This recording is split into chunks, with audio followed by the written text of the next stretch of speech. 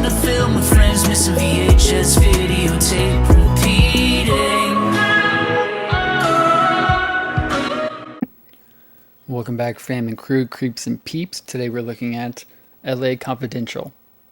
There are jobs aplenty, and land is cheap.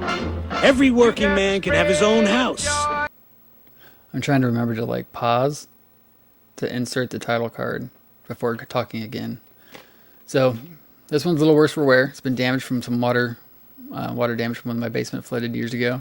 This is a previously viewed rental copy from Video Library, my hometown video store.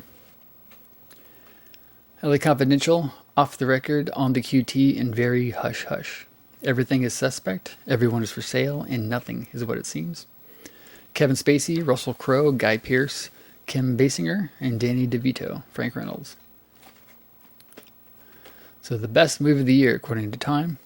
LA Confidential is tough, gorgeous, and vastly entertaining. Janet Maslin, The New York Times. A genuine masterpiece that will knock your socks off. Rex Reed.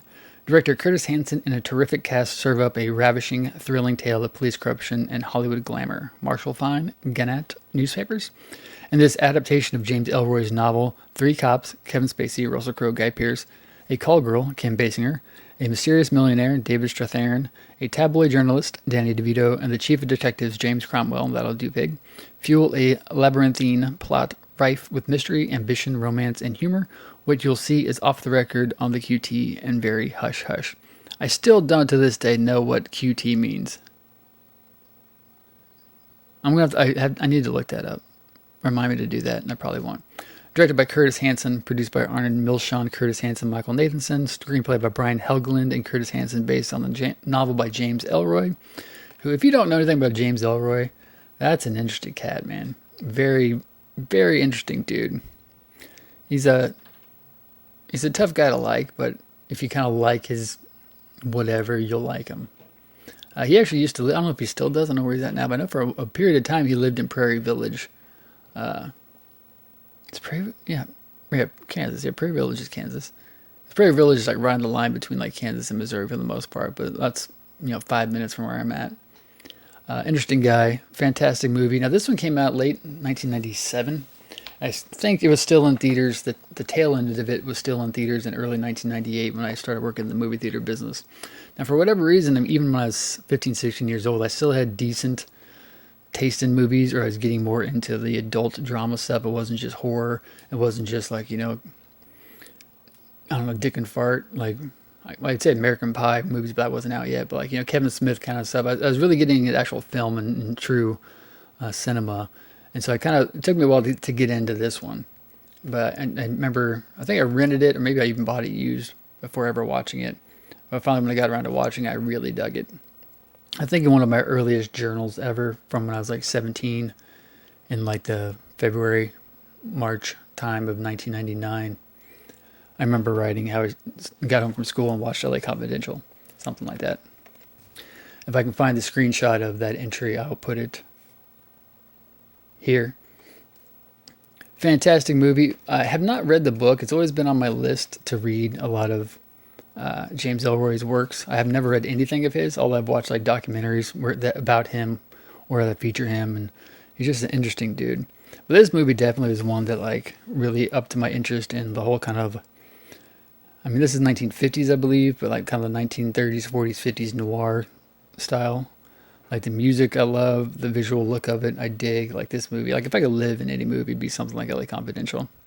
And of course, it's kind of a play on Kansas City Confidential, a noir movie from the 1940s, which I don't even think was actually shot in Kansas City, if I remember. But no matter what you think of Kevin Spacey now, Kevin Spacey in the mid-90s was fantastic. He was in Seven, he was in this, he had Usual Suspects. There wasn't a movie that he was in that he wasn't bad in. Midnight Garden of Good and Evil. What was that one? Milk Money? Was it Milk Money he was in? There's some movie where he's chasing around kids. I don't remember if it was Milk Money, if I'm thinking that's the Malcolm McDowell one. But some movie that Kevin Spacey's chasing around a bunch of kids. But Kim Basinger's amazing. A lot of the people in this movie just nail it. This is probably the first time I saw Guy Pearce. I've always enjoyed his work ever since. Probably my first view of Russell Crowe. But then I think after this, I tracked down a movie he was in called Romper Stomper, where he plays like a neo-Nazi, like an Australian or New Zealand neo-Nazi. I forget which one it is. It's been 30 years since I watched it. But I enjoy Russell Crowe a lot. Everybody in this is fantastic. Even all the little the day players, the bit parts and all that. Everybody's great. If you've never seen LA Confidential, you definitely need to give it a look because it just set the tone. And 1997 was such a fantastic year for movies.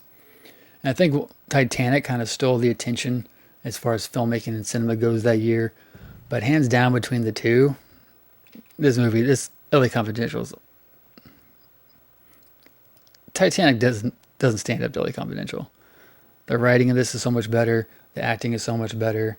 Visually, it's still beautiful, just as Titanic. Titanic just had a bunch of CGI characters.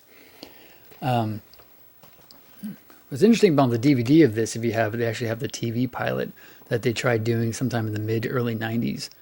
But it was like, I want to say, I don't remember if it was modern day or not, but it had Kiefer Sutherland in it, and it is more done off the book than this is done off the book. So there's a lot of different aspects to it, but the TV pilot that didn't get picked up, obviously it was on the DVD. And it's interesting to watch to see like different characters. Cause I think it was Kiefer Sutherland played Jack Vincennes. He played the Kevin Spacey character, and it was just a completely different vibe. But fantastic movie. Check it out if you haven't. If you have seen it as much as I have, tell me your favorite scenes, how gorgeous Kim Basinger is. And then even the redhead with the messed up nose is gorgeous. Even the old mom with the dead body under the house is gorgeous. Great movie. If you haven't seen it, I don't understand what you're doing. Like, comment, share, subscribe.